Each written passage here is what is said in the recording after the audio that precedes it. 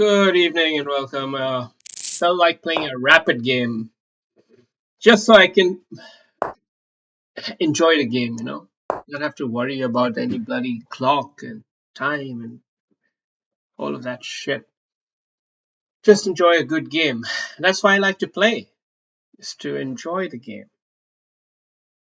So, yeah. But I do admit it can get a bit boring sometimes. I do admit it, but you know, it's a valid consideration. He is probably checking out my profile, Arnab 283507. He played one move to just not let the time get clocked out, and now he's stalking my profile. We'll stalk his profile too, like we do with everyone. He's a good player,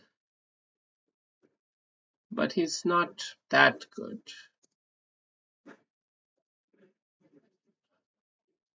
Come on, Arnab. What, he's gonna analyze my openings and shit? He doesn't play like many games, so he might be a floozy. Just starts a game and then aborts it or something. He's on a losing streak, a big time losing streak for many games now. And in some of these, he loses after just two moves, like we see right here. So he has this pattern, it seems. But anyhow, he has now looked at my repertoire, done the analytics, and decided on the opening trajectory to take, which is an IMSO Indian. And we're happy about that. I'm very happy playing the IMSO.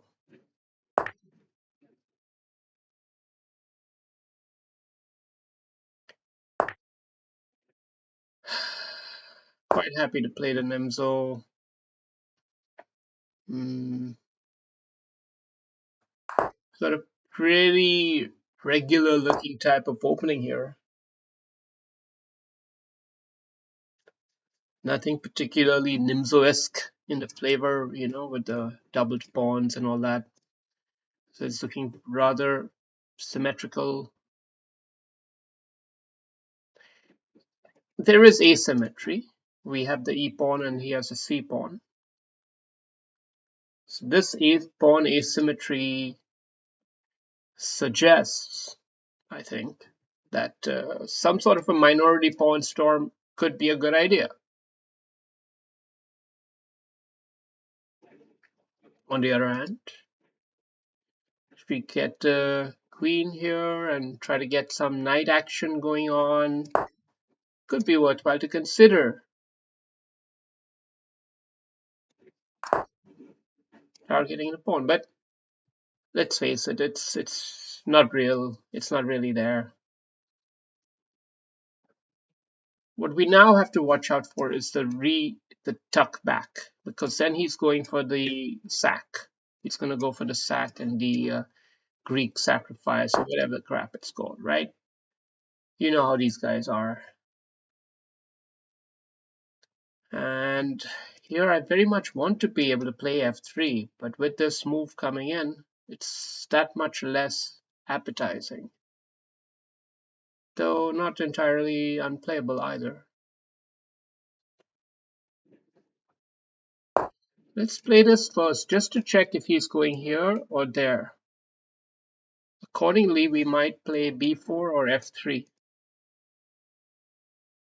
Because if he comes here, then we have a lot more power for this kind of fork tactic. But if he goes all the way back, then I might just go b4.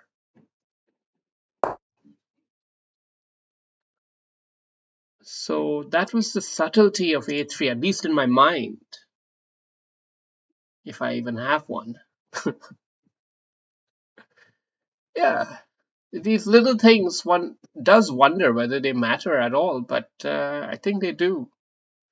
It's just not always easy to articulate it and know it even yourself.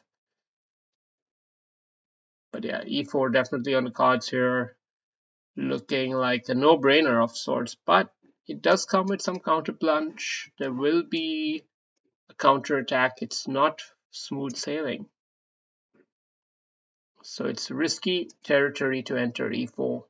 Normally, I don't like to play this way actually.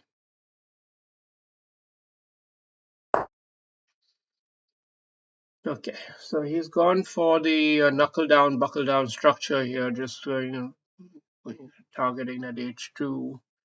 And yeah, I mean, well, this looks bad and this looks bad too.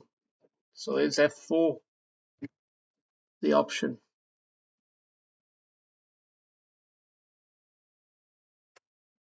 It's a defensive option, but could be worthwhile. It's solid.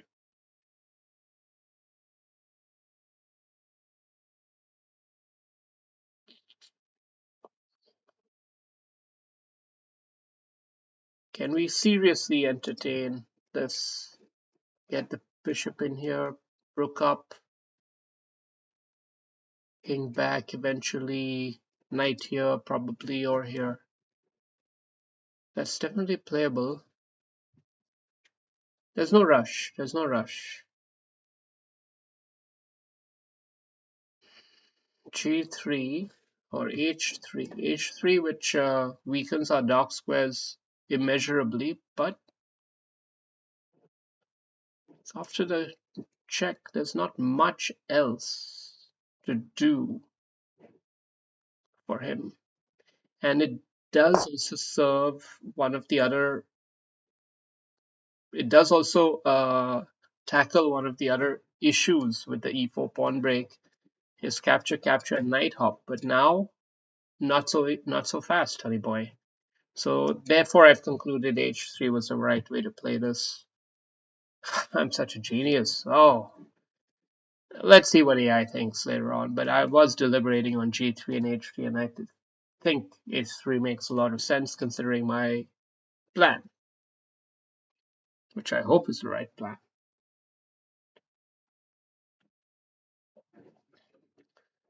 Bishop d2, rook c1, knight here, 3 moves to try to get this fork. Never gonna happen. So don't get your hopes up.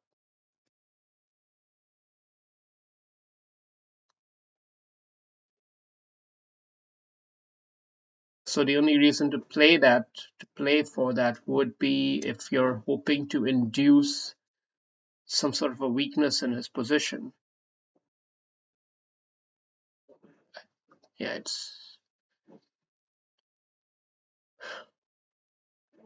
I think b4. Okay, so he is capitalizing on those weak squares, and this is totally normal, totally fair. But it doesn't mean, what does it not mean? It means he's got this kind of stuff going on, right? This knight is crucial now, more crucial than ever to hold on to this. There's just no denying that. What about us? What about us? What do we do? What do we do? We go e4, right? That's the plan. Let's go e4.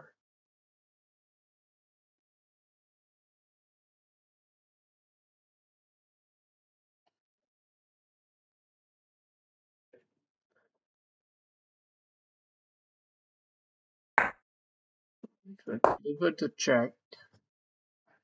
Okay, he can deliver a ceiling check, which now if we get greedy and go for this, then he can fuck us up.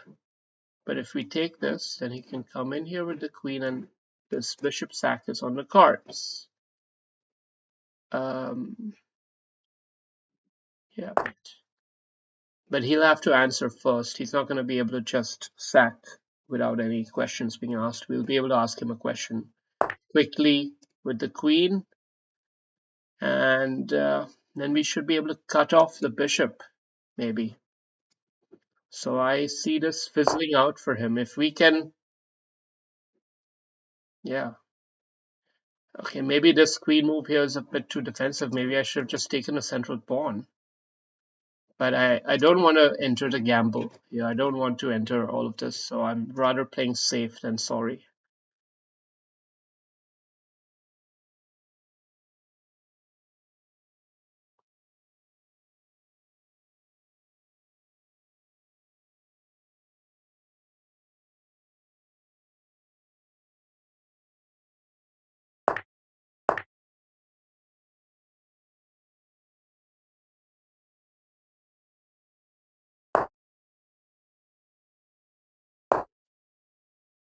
Okay. Well, now we've clarified the position quite largely. There's no mating danger. There's yeah. White has the big center. Again.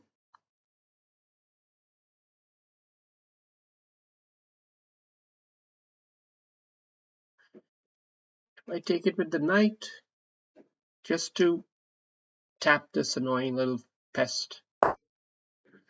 Oh, that's a weird choice. That's a really weird selection of ideas here from Arnab.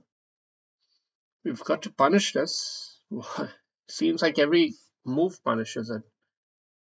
Pretty much every move punishes this. I think capturing here is the most promising. Going up is just is giving him a chance.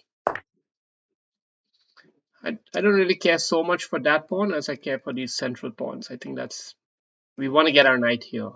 That's the square.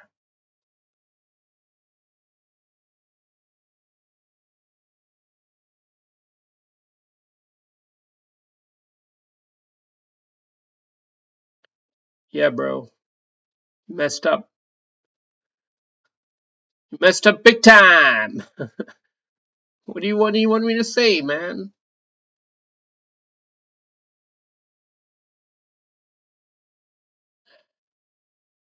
It's not like you didn't have time to think. We all do it. I don't know why he messed up there. I don't know why. Why wouldn't he consider that I might take a pawn and just take a free pawn? Somehow it was not in his mind that he could even lose a pawn there. Therefore, he was not even thinking with any tactical bone as such, but purely from a um, tac- positional sense.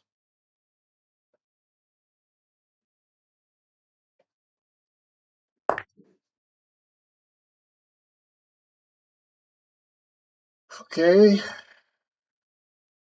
think we should be a pawn up at the end of all of this. I hope. If I don't get a pawn up, then it wasn't worth it. He's gonna consider taking this one. She doesn't take it, so he keeps it on the board, which means I keep the advantage. But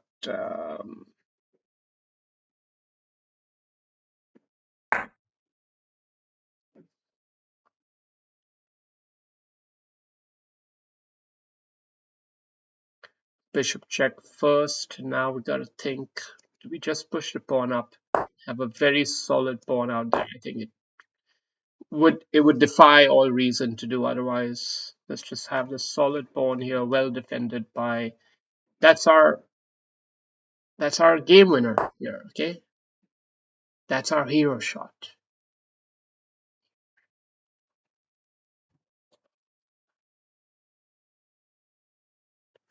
Okay, actually,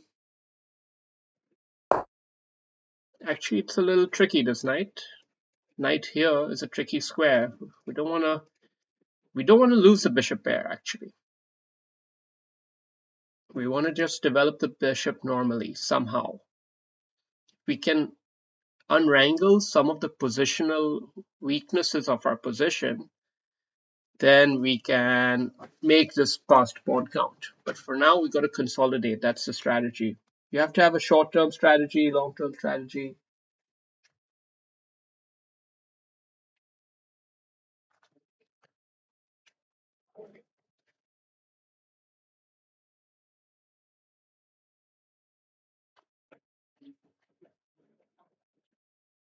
In chess, very often, when the material balance goes in your favor, the tempo or the initiative or some positional elements may go out of favor.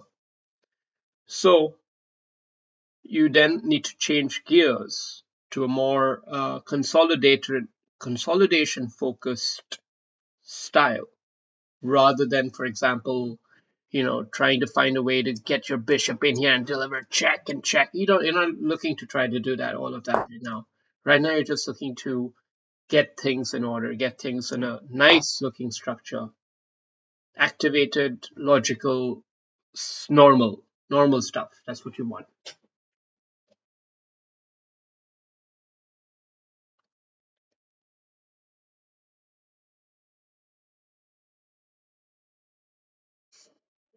You want the rook right here.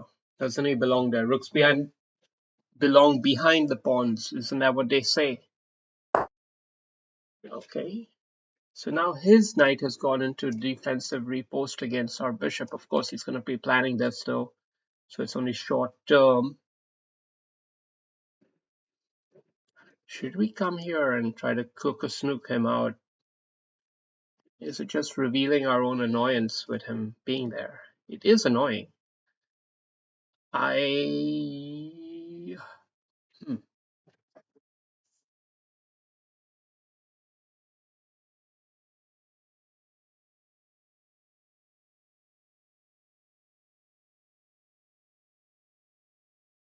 I'll just play the move which I know I need to play. I'm gonna not rush to play pawn moves. The more pawn moves you make, the less free cash you have in the end game. And you know what happens when you run out of that free cash? You get zugzwanged. Okay? So pawn moves, they are like long-term currency assets. So don't blow your assets early,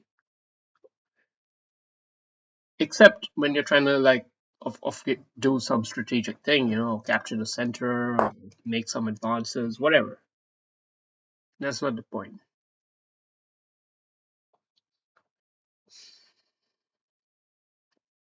Yeah.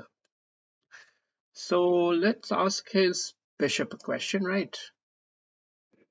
He's going to have to figure out where to go. He could even go here.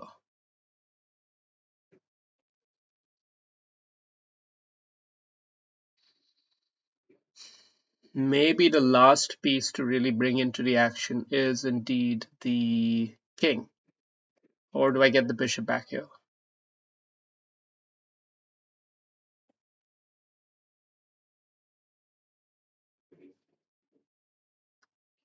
Okay, I'll get the bishop back.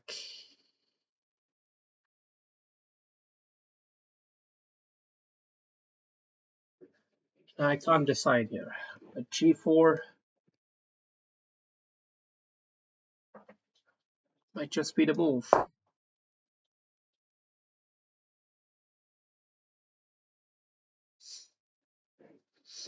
Yeah, I couldn't concretely say whether bishop c4 is better or what. Because I'm not 100% sure he belongs on this diagonal. It looks nice, but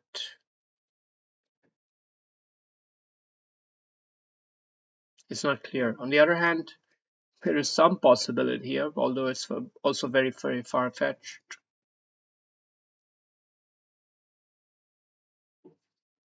We'd be happy if he takes because it also activates our knight to a very critical square right here. This is a critical square.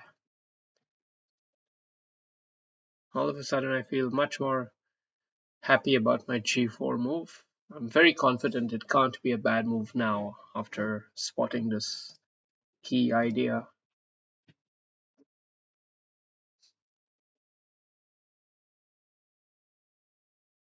And we have to remember that we are +1 in the overall game here, so any piece trade is generally pretty good for us. Rooks especially. And pawn trades are not optimal for us, but we have a lot of pawns left on the board, so there's no need to overdo it.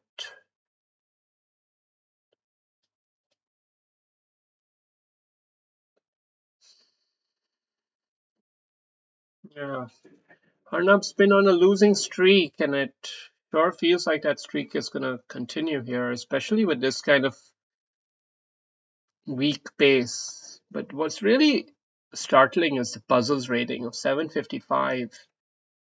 Okay, no. He He's got all of them right. It's just he started at too low. So for some reason, they started him too low on his starting score in puzzles. Okay, so he's finally played that, like we were anticipating he might. We could come in here already. We could, just to put the question to him, or we could go back, ask him to confirm if he wants to tie it up, which he can.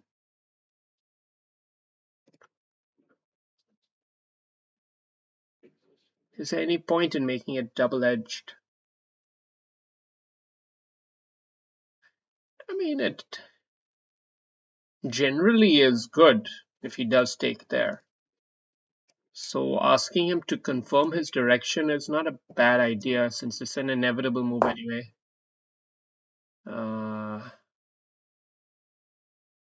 We're getting more information. How's he going to play this?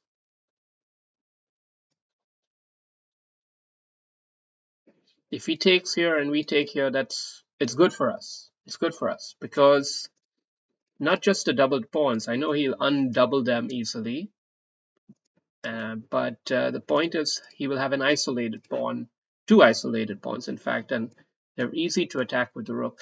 It looks like.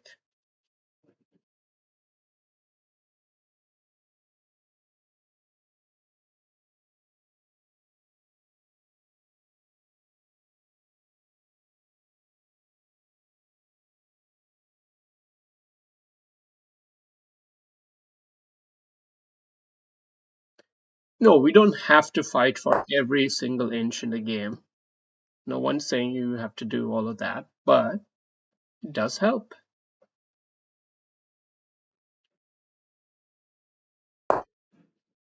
Now let's ask him.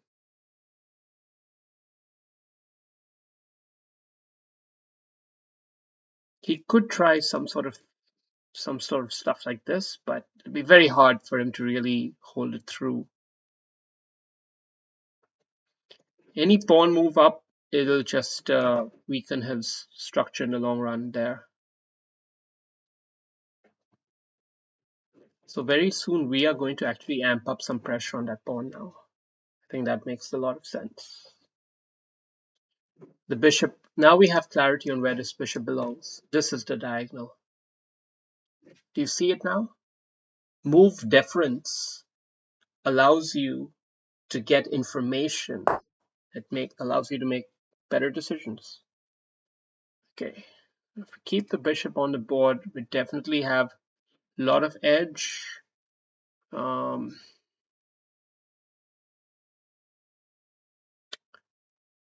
mean, increases our winning odds a little bit, but it's not overly meaningful. And this is definitely looking good too. So let's just play this.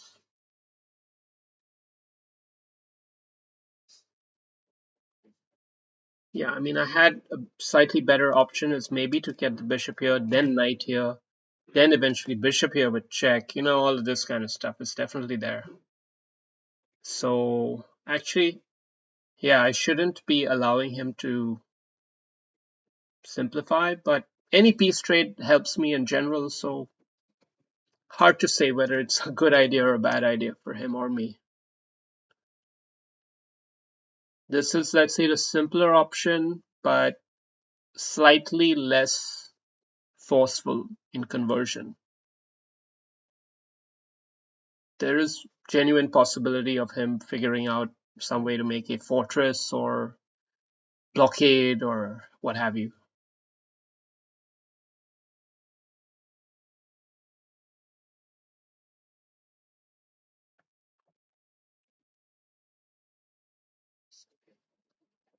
Come on, Arnab, I can't play this. I can't do the commentary all day for this game, man. You've got to give me content. You've got to give me something to work with here, guys. Come on. Arnab, 3 minutes left.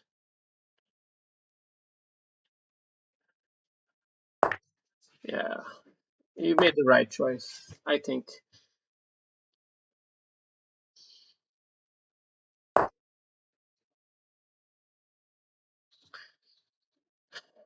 Now, if we get the second passed pawn, then we're home free by a mile. So let's just do it. We're gonna either order him back home or invite him down the line. Yes, it gives him a passed pawn too, but we're claiming that our double passed pawn is super duper. This is my argument. And with the king's safety so high, or why wouldn't it be? All we have to worry about is this seventh rank, second rank check or whatever. That's the only thing. The rest of the moves they almost play themselves. Pawn up, king up here, maybe. Yes, these are not happy moves to have to make, are they?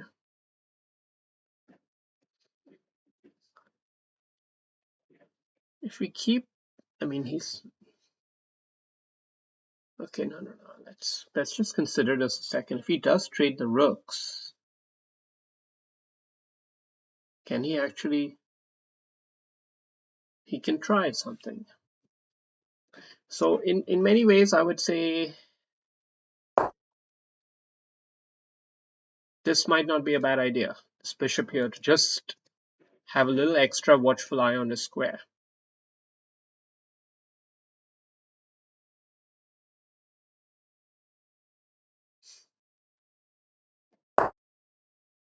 Okay, now he's entered all the way in, right? So he's committed to his bargain, his Faustian bargain here. He's trying for a desperado. Now we gotta punish the desperados. Always punish them. Because there's nothing here. There's no gold there. He's overextended. He doesn't have the justification to do it. He needed to knuckle down and play something a bit more solid here. I don't believe in this. And neither does he. Let's face it.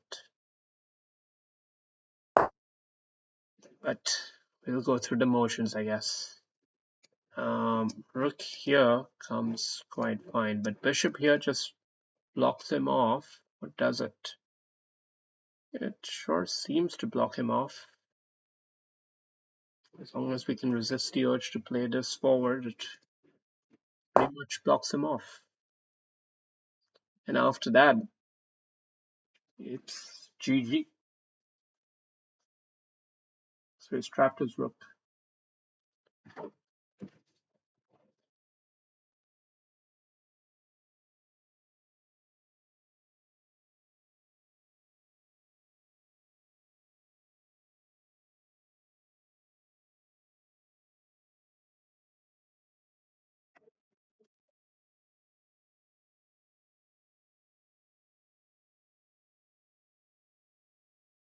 Somebody get him a towel. Oh, oh, he had something here. Does he have something there? No.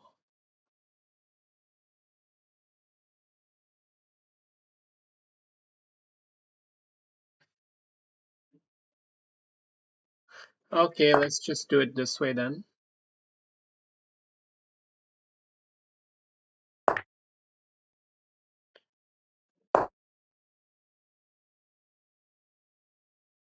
You don't have time to take this.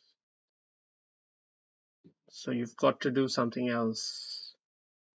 What he can do, ironically, he can actually fucking get a draw here, maybe. Whoa. Wow. Yeah, he's trying to tempt this so he can get the king slid in that right there. Right. Right. So he does have more time than we gave him credit for. We disrespected him a bit. We disrespected him a little bit.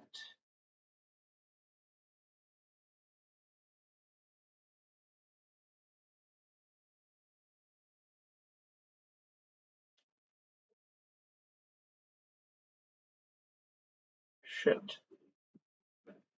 Okay. Okay.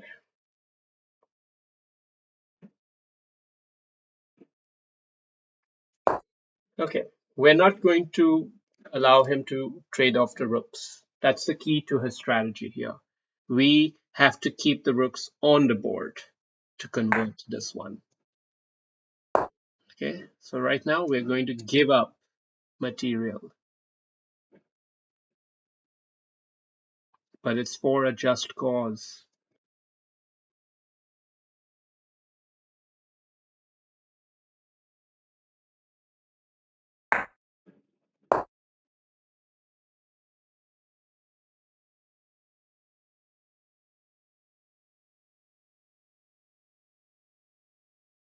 Because if we get the rooks off the board there, then his king can hold off both of these pawns, and this pawn holds off my king. So the passed pawn does have its value in the end game if the rooks come off. So it's funny how those rules of thumb have all their little exceptions and peccadillos, and they all connect to the pawn structures.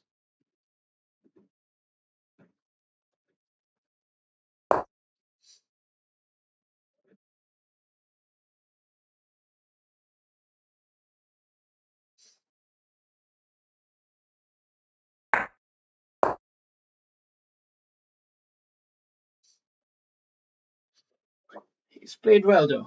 He's played well. I'm a bit worried. I'm a bit worried.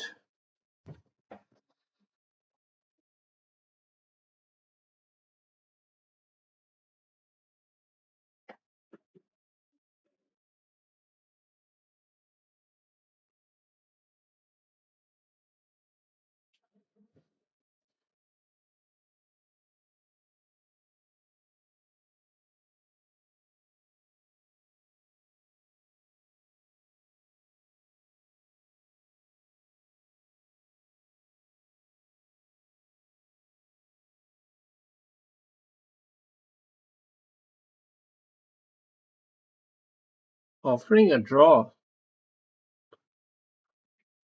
No, no, no. You don't get to offer draws, bro.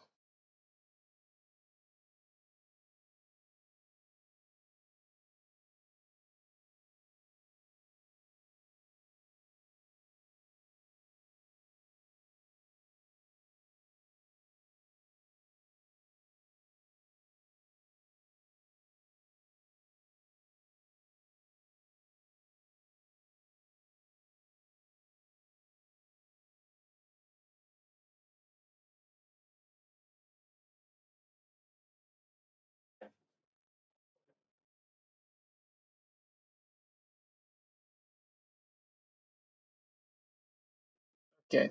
I think this is the move. We're threatening the mate, so it forces a reaction. And that reaction gives us enough time to come in here, get the rook check in, and the queen mate after. So this was the coup de grace. I reject your draw offer, Sir Arnab.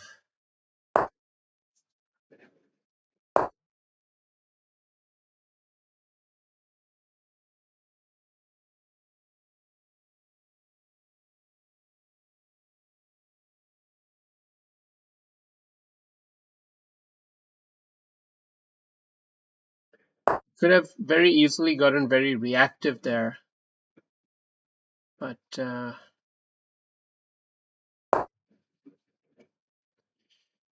he can still come in though.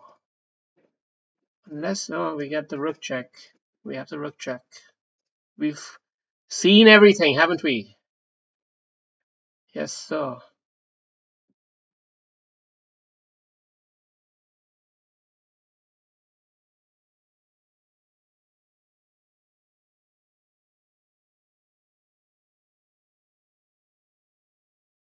Yeah, very often it's you're gonna get into that defensive mindset of trying to block the pawn and stuff. But really, very often you've got to be the one just taking the fight to him. It's just about finding the right moves.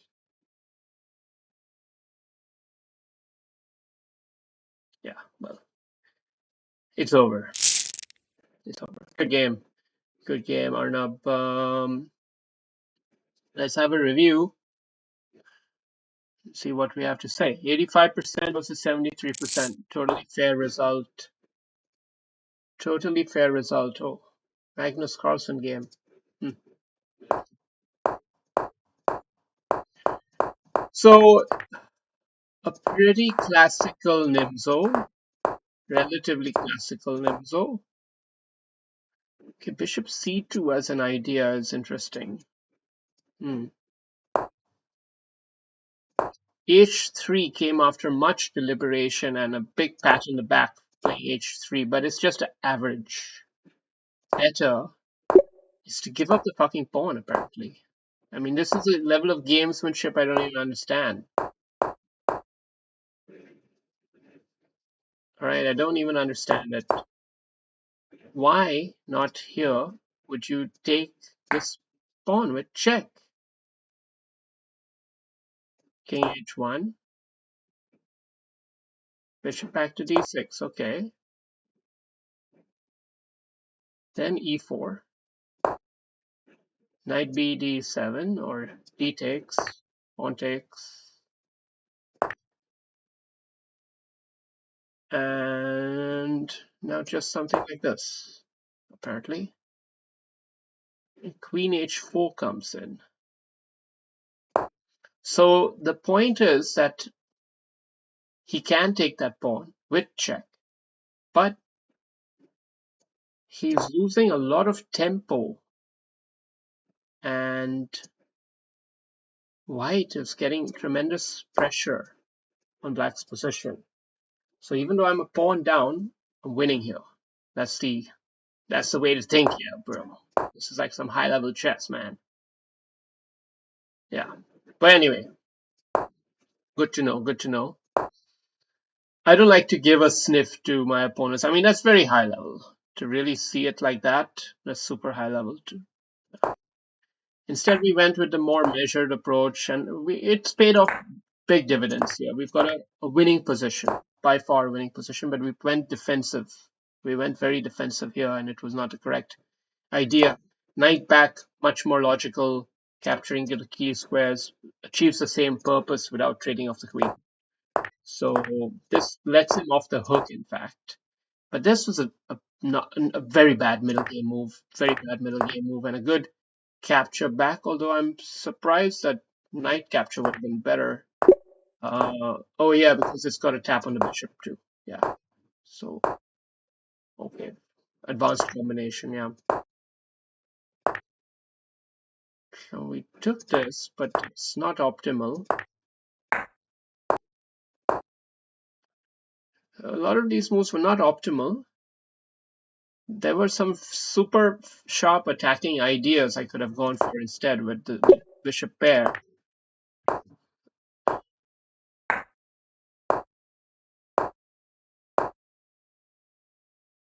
I don't know. I mean, again, giving up material basically for highly aggressive attack. That's not my style because it requires perfect play. Whereas if you just hold the equation in your favor, then you put a lot of pressure on your opponent slowly, bit by bit. Yeah, you should have kept the bishop here. This was an error from me. I acknowledge that. I saw it. And here we offered him the gamble because he had to go back, actually. This is winning. It has to be winning. Okay, this bishop move here was a tad too defensive, but that was overly aggressive. So now we totally had justification, and we trapped the rook in there. And maybe I could have done something smarter here. I'm not sure. Yeah, I could have. I mean, I could have played like this too. But here I thought now the game is so clarified that this is definitely winning. Except it wasn't. Because as soon as I played this, I think I gave him a bit of a chance here. He should have delivered a check. And it would have been more tricky. Okay, Okay, he still wouldn't have traded off the rooks apparently. But why not actually? Why not just rook check here? King d3 and rook takes. King takes. And now king here or whatever. How does white win this actually? E6. Let's say h6, fine. King d3, b6, king e4.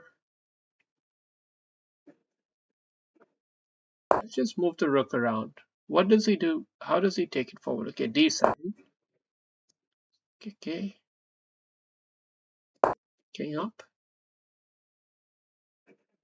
Now what? Let's say we go b4, whatever, d4. King back. Now we have the justification to go ahead, basically. Okay, so now what if he comes here? Now we go all the way in. Okay, so we enter this kind of situation. Uh, it's playable, but it's not easy. It's not easy to figure out the mating finish. So I really highly believe that taking the rooks off the board would have been a great idea there.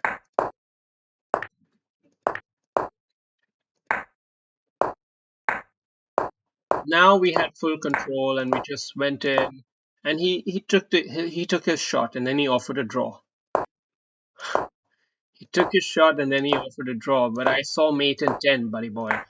I saw mate in 10.